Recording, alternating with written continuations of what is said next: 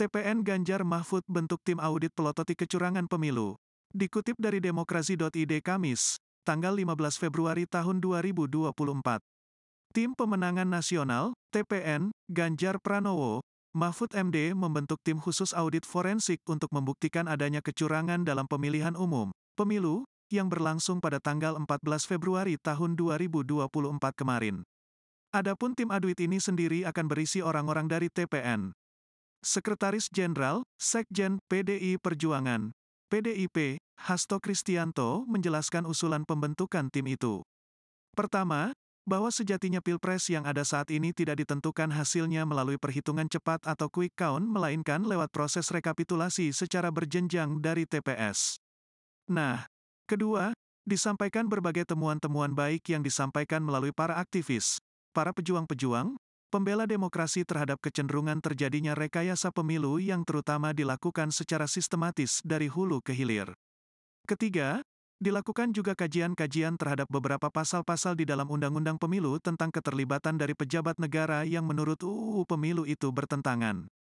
Kemudian dipaparkan seluruh aspek-aspek secara komprehensif dari hulu ke hilir, baik diawali dari rekayasa hukum di MK, kemudian di tengahnya itu berbagai bentuk intimidasi, penggunaan aparatur negara, kemudian politik anggaran yang secara nyata itu dipraktekkan untuk mendukung pasangan 02, ungkap Hasto di gedung TPN, Kebun Jeruk, Kamis, tanggal 15 Februari tahun 2024.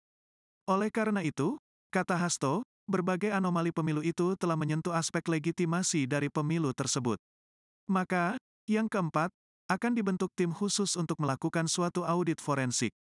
Adapun tim khusus ini nantinya akan terdiri dari pakar-pakar hukum, pakar IT, kemudian juga demografi yang memiliki pengalaman dalam mengungkapkan bukti-bukti.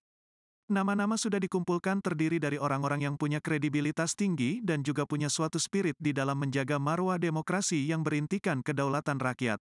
Demokrasi yang ada etika politik, demokrasi yang tidak menghalalkan segala cara, tegas Hasto.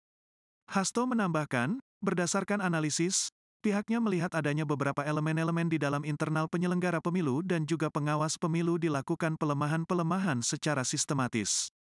Demikian pokok-pokok dari rapat tadi. Semua mencermati bahwa proses hukum ini harus dikedepankan karena kita negara hukum. Kemudian dikaji juga proses-proses politik baik yang ada di parlemen maupun juga proses politik di dalam pencermatan terhadap seluruh tahapan pemilu itu sendiri, jelas Hasto.